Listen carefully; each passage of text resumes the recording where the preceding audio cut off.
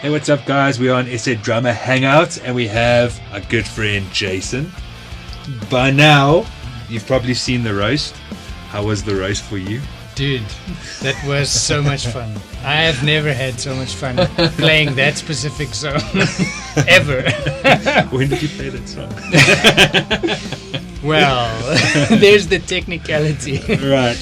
So if you have seen it, I'm sure you had a good laugh, and you need to watch the actual episode as well. You can see that Jason can actually play. Oh yeah.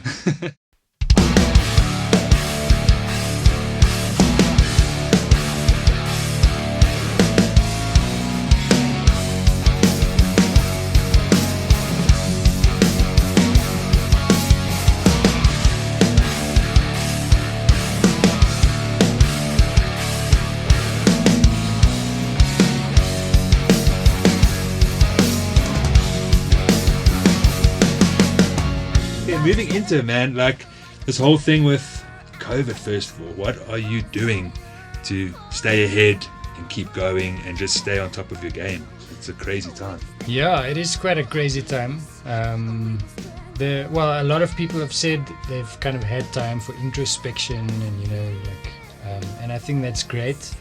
For me, I took this time and I really started investing in some content for my website and trying to find new ways to reach my students, because I was teaching at a school and obviously that closed down, so I had to kind of wangle a way to move all my lessons online.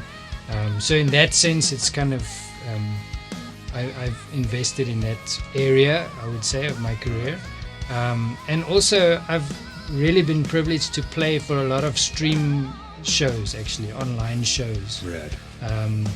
Which I think, I've never done so many online shows in my life, actually. Right. So, yeah. But I think people kind of saw a gap in the market and a need for it, and they ran for it. So.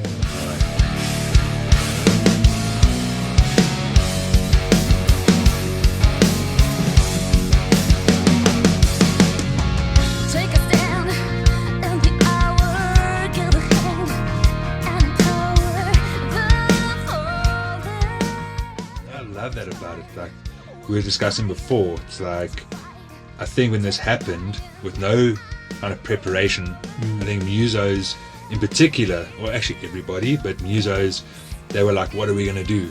Music industry's going to die, everything's dead. And then people just came to the party. Yeah. I love that. Like the one online thing I did, I just said to one of the guys from the company that were doing a lot of them, and they said, it's so cool what you guys are doing. Everybody thought we were like done. Yeah. And here we are, this whole new thing happened. I think it's really cool. Yeah. I remember chatting to you earlier about how a lot of musos just they went into a depro slump about this whole thing. And if you really take a step back and you look at the bigger picture, then you would realize that just being a musician, the amount of things you have to deal with under normal circumstances to make a career happen it's quite a feat, actually. So the COVID thing, I mean, I'm not saying that it's not bad, because it's impacted a lot of people negatively, but it's just one more issue to deal with. You're actually right. In the music industry. Right. And I think the people that really thrive in the music industry are people that learn to adapt quickly, and that can adjust to the demand and the situation in the market and capitalize on those 100% opportunities. So.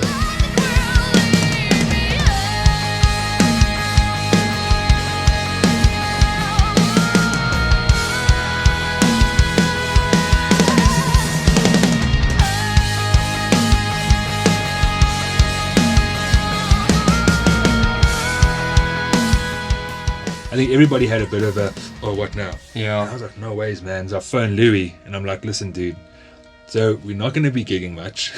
So all these things that we've wanted to do, let's use the time rather. Exactly. So either we're going to sit back and kind of be depro about it, or, okay, what's the point now? Because like you say, the music industry didn't need another hardship. So with that, you could easily go like, another hardship, now we're screwed. Yeah. But I phoned him, I'm like, dude, let's make the best of this. And all those things we wanted to do, like upgrading the website and filming more content and getting drummers into the studio. Let's go, because now's the time. So Exactly. And we actually had the time to do it. So Exactly. Yeah. why not? Exactly, man. So it either makes or breaks you, man. Yeah, and what I love about that is you've obviously invested a lot of time now, but the stuff that you're investing in now is going to carry on Exactly. past the lockdown. Exactly. Opening up. So, yeah, That's it. if you were clever in this lockdown time, then you started investing in things that you want to be good at the end of this year or going into next year. You tried to set yourself up for what's going to happen in the future. So. Right. Because I mean, trying to start online anything after lockdown, I think Yeah. you're gonna have a problem. Because everybody has done it. Like 6-7 months ahead of you. Yeah. It's crazy. But yeah, that's COVID, man. What can we do? We move forward, and we are moving forward. Yeah. Exactly. Yeah. Moving on to the tracks that you played. Nice. Yes. That's the fun part. So there was quite a huge variation between the songs that you played. The first one was a nice, heavy, in-your-face track. Then went right down to Retief Burger. In die middel van die storm staan ek met hande omhoog. In die middel van die storm staan ek vas in geloof. Spreek net die woord en die storm sal stil word. Al staan die golwe en die branders. And then it was just mayhem. some craziness. How is it like, you can obviously speak about each song's style and how you approach them, but I think that is pretty much it. How do you approach going from all these different genres? I mean, you did 2 takes each. So I mean, it was quick. You know, that song, boom, boom, completely different styles.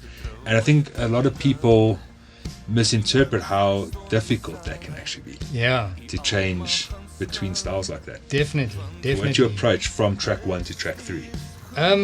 Well, I must add that obviously I didn't pick these out 2 days before and just decide I'm going to go with this. Yeah. So there's a lot of preparation that goes into playing those kind of tracks. And again, there's this myth that preparation is all about the physical elements of it.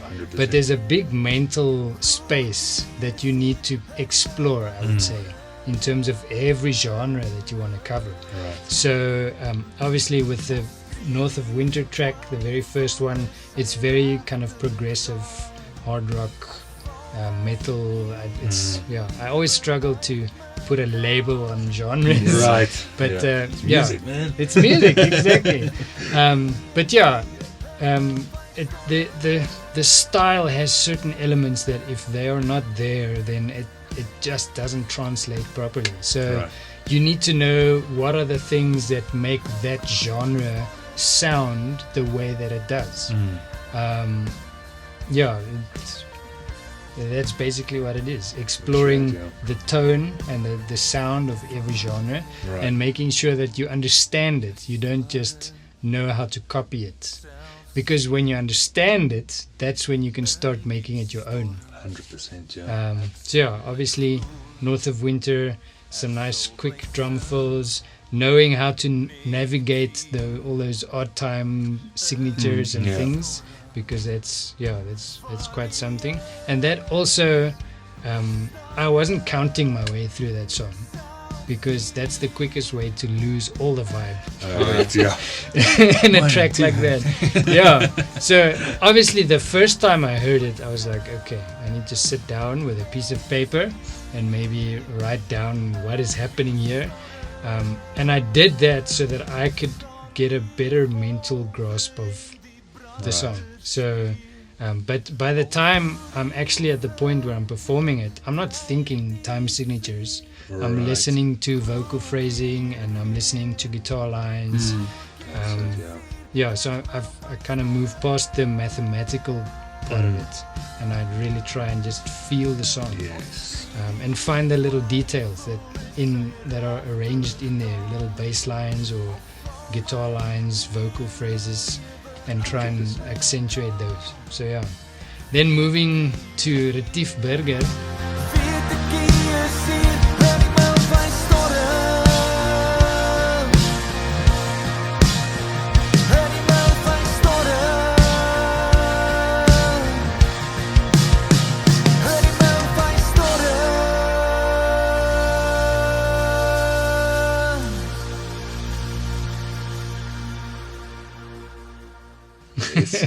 You have to say it with an Afrikaans accent. Ja, always. retief. There we Burger. go. Burger.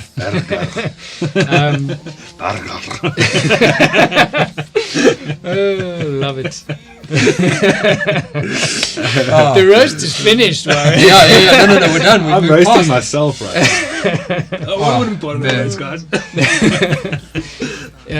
So like you said, a lot of people feel that genre is easy to play. Yeah. But the tough, I think I spoke to you in a previous conversation as well, that recording was probably one of the most stressful recordings that I've done, because sitting with a producer and the arranger, everyone involved in that project, the exact parts, the drum fills, everything that I played was crafted specifically for every bar of that song, you know. So it wasn't just like, let's feel our way through it. Yeah. There are very Let's specific. fall on the floor the way through. Funny enough, it's a 4 on the floor. I had to really concentrate and make sure that I firstly catch all the details that are required of me, and secondly, the type of drum fills that I played in that genre differ vastly from what I played in North of Winter, because the drum fills need to be stylistically relevant.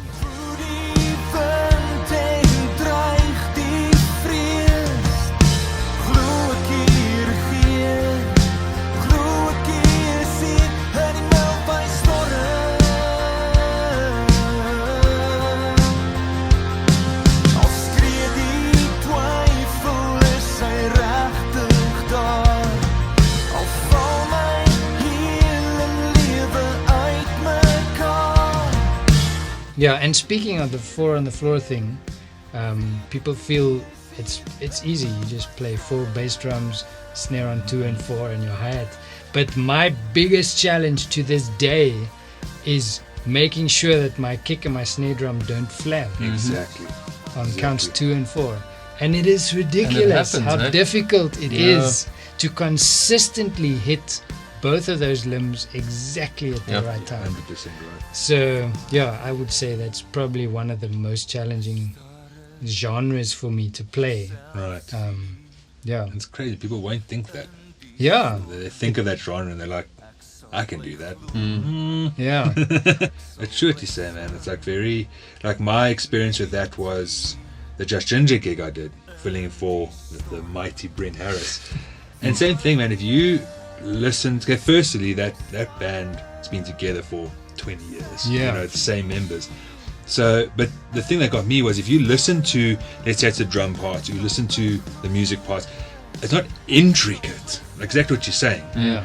But actually executing that stuff the way Just Ginger does, that was my most scary thing of that gig. Yeah. First is in my mind going, cool, this is a band of 20 years together, same drummer now, here comes Warren, and now you've got to fill in that massive seat. Yeah. Firstly of a phenomenal drummer, and secondly of that unity and the chemistry. Yeah. And I think anybody that, let's say, a drummer listens to a Just Ginger track, you're not going, that is very, very intricate music, Yeah. But exactly what you said, when you actually on that side playing the music, it's a whole different mental ball game. Exactly. Yeah. Of those, let's say, even the most simple parts within the songs, there's a way to execute them. Exactly. There's a way to feel them. There's a way to approach them. Yeah. So it's crazy how people miss that. They just hear, like you said, 4 on the floor. Yeah. And like, oh, easy groove. I'll give you my little input Welcome, on this specific topic, and it'll be in the form of a joke. How many musicians does it take to change a light bulb? It takes 6. Alright? 1 guy to do it, 5 other musos to go, yeah, I can do that. Sums up quite nicely. I mean, There we go. it's literally that. And Yeah. I've done it. I think everyone's done it. Yeah. Until, like you said, you get into that seat and you're like, okay. Yeah. That's the approach to that simple stuff. Exactly. Yeah. It's crazy. Okay.